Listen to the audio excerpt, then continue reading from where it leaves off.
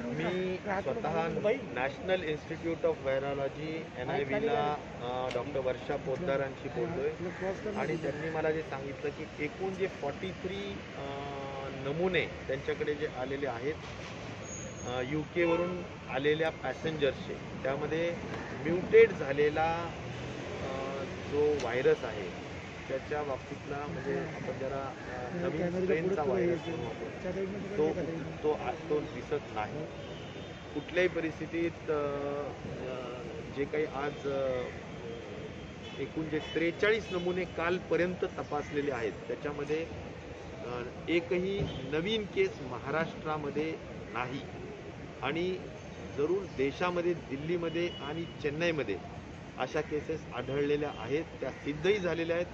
परंतु महाराष्ट्रामध्ये इन्फिल्ट्रेट झालेले किंवा आलेल्या लोकांमध्ये सुदैवाने अद्याप कुणीही त्या ठिकाणी नाही आहे. हे NIVच्या वर्षा पोद्दार जे आपले त्या ठिकाणच्या प्रमुख आहेत त्यांनी मला या ठिकाणी सांगितलं. हिंदी में जानना चाहेंगे UK मुंबई के लोगों पर आठ मिलेगी, लोकल शुरू करने की स्थिति में है महाराष्ट्र सरकार। या कोविड सेंटर्स जो हैं सर उनको मेंटेन करने में भी काफ़ी ज़्यादा खर्चा होता है, तो क्या केसेस कम होने की वजह से बंद करने का भी बारे में सरकार सोच रही है? देखिए एक है अगर जो बड़े बड़े सेंटर्स हमने खोल रखे हैं वो ज़रूर हम अभी ईयर एंड है तो ईयर एंड में लोग बाहर निकलेंगे, ये सब जानकारी रखते हुए या इसका अनुमान हम जानते हैं कि थोड़ी बहुत तो लोग ओपन अप यानी ओपन अप करने के वजह से इसका क्या असर होता है इसके ऊपर हम नज़र रखे हुए हैं.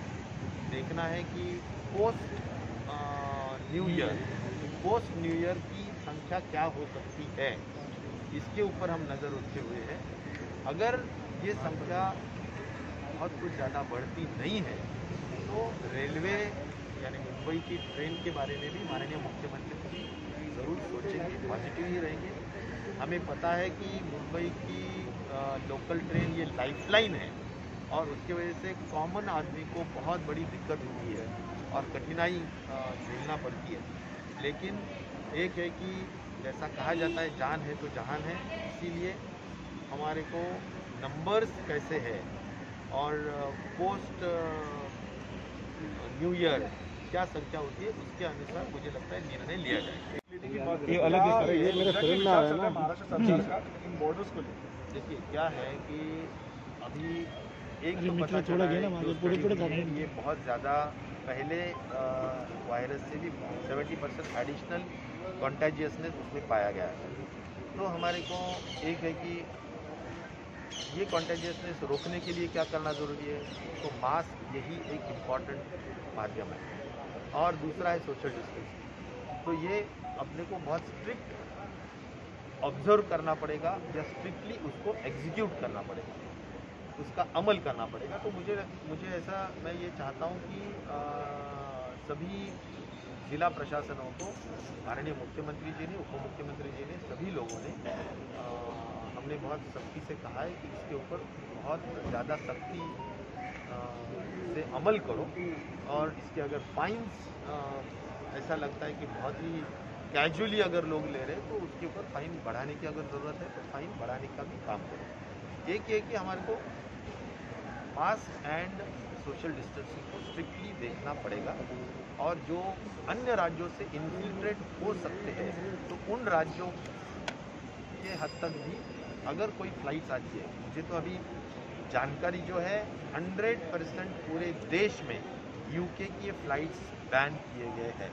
यानी UK से आने वाला कोई भी फ़्लाइट अभी लैंड नहीं होगा हमारे देश में और इसीलिए कोई दूसरे राज्यों से हमारे राज्य में आने का कोई कारण या वजह नहीं हो सकता. तकरीबन 100 से भी ज़्यादा लोग जो UK से आए पुणे में, वो अभी तक उनका कोई ट्रेस नहीं हुआ है, ना उनकी कोई टेस्ट हो पाई है क्योंकि ट्रेस ही नहीं हुआ है और अभी तक उन्हें ढूंढा ही जा रहा है. देखो महापौर जी का जो भी कहना है वो उनका व्यक्तिगत कहना है, लेकिन UK से आए हुए हर व्यक्ति का प्रॉपरली उसका स्वैब लिया जाता है, उसका टेस्ट किया जाता है और उसके ऊपर अगर निगेटिव भी आता है और तो भी उसके ऊपर होम क्वारंटीन करने के बाद उसके ऊपर नज़र रखी जाती है तो ये हमारा प्रोटोकॉल है और गवर्नमेंट ऑफ महाराष्ट्र की तरफ से इसके बारे में बहुत गंभीरता से लिया जा रहा है। अगर किसी ने कहा है कि भाई कोई आया है और उसके ऊपर ध्यान नहीं रखा गया है या उसका स्वैब नहीं लिया गया है, तो ज़रूर उन्होंने हेल्थ डिपार्टमेंट को उसकी जानकारी देना चाहिए और अगर नाम और ऐसा अगर कोई दिया जाता है तो उसके ऊपर ज़रूर तहकीकात करेंगे और उसका भी स्वैब लेंगे। लेकिन मेरे पास जो भी इंफॉर्मेशन है, मालूमात है, उसके अनुसार ऐसी कोई भी यूके से आने वाला पैसेंजर के ऊपर के बारे में लापरवाही बिल्कुल की गई नहीं। तो जानकारी एपीएचओ को जो बीएमसी के हेल्थ ऑफिसर हैं उनके तरफ से दिया गया है। 2600 कुल पैसेंजर्स आए थे, जिनमें से 2000 को ट्रेस किया गया है। 600 ऐसे पैसेंजर्स हैं जो ट्रेस नहीं हो रहे, उनके लोकेशंस जो दिए हैं, एड्रेस दिए हैं, वो भी गलत हैं और उनका कांटेक्ट नंबर, उनसे कांटेक्ट भी नहीं हो पा रहा है। तो ऐसे लोगों को लेकर एक लेटर लिखा गया है पीएचओ को, तो इसके बारे में क्या कहेंगे सर? क्या ये चिंता का विषय है? ज़रूर चिंता का विषय होता है। अगर कोई पैसेंजर्स ने गलत एड्रेसेस दिए हैं और वो ट्रेस आउट नहीं हो रहे, तो जो भी मुझे लगता है उनके हद तक की जो भी इंफॉर्मेशन है, वो छोटी मोटी इंफॉर्मेशन के माध्यम से भी पुलिस डिपार्टमेंट को पूरी तहकीकात करने का सूचना हेल्थ डिपार्टमेंट की तरफ से दी जाएगी और उनको ढूंढ निकाला ही जाएगा, उनका स्वैब लिया ही जाएगा, क्योंकि ये प्रोटोकॉल है, ये जनहित के लिए है और इसमें लापरवाही बिल्कुल किसी की भी सही नहीं। वहीं से गुजरात आते हैं या हम कहें बड़ौदा आते हैं या फिर सूरत आते हैं और वहाँ से मुंबई आ रहे हैं, तो वो क्वारंटीन पीरियड जो है वो अपना वहाँ पे वो मिस कर रहे हैं। इसको लेके महाराष्ट्र सरकार क्या करे? क्योंकि जो लोग बॉर्डर से यानी गोवा से आ रहे हैं, गुजरात से आ रहे हैं, सिर्फ थर्मल चेकिंग हो रहा है, ना उनकी आरटीपीसीआर हो रही है। ज़रूर ये चिंता का कारण हो सकता है, क्योंकि अगर लोग जिन राज्यों में आज भी हॉटस्पॉट्स है, जिन राज्यों में बहुत ज़्यादा संख्या आज दिखाई दे रही है, उन राज्यों को छोड़ के दूसरे राज्यों से अगर हमारे महाराष्ट्र में इन्फिल्ट्रेट होने का काम हो रहा है, तो उसके बारे में मुझे लगता है अलग तरीके से सोचना ज़रूरी है और कुछ अलग स्टेप्स लेना भी ज़रूरी है। लेकिन महाराष्ट्र की जनता के हद तक, उनके हेल्थ के हद तक, उनकी लाइफ सेविंग के हद तक कोई कॉम्प्रोमाइज़ नहीं किया है। इस बारे में अभी हमारी सोच भी नहीं है, क्योंकि हमारे नंबर्स जो है बिल्कुल कंट्रोल में है।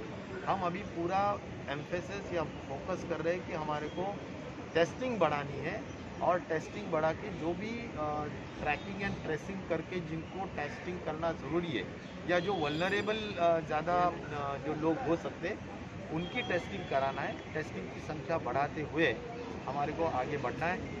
एक ही है कि हमारा अंतिम जो परिणाम हमारे को चाहिए वो है हमारे को इस वायरस के हद तक जो संख्या है वो ज़ीरो पे लाना है। यही हमारा अंतिम उद्देश्य रहेगा और उसके लिए हम काम जारी रखेंगे। या जिनको महाराष्ट्र सरकार ने मिस नहीं किया और हर एक को जो है वो मैं बहुत क्लियरली बोल रहा हूँ कि महाराष्ट्र सरकार, महाविकास आघाड़ी बिल्कुल गंभीरता से यूके के स्ट्रेन के बारे में ध्यान रखी हुई है और उसके बारे में बहुत गंभीरता से कार्यवाही कर रही है। लेकिन इसके बावजूद अगर समझो कोई मिस आउट होता है या हुआ है 1%, तो ज़रूर उसके बारे में जानकारी मिले तो हम कार्रवाई करेंगे और जो भी प्रोटोकॉल है उस अनुसार हम कार्रवाई करेंगे।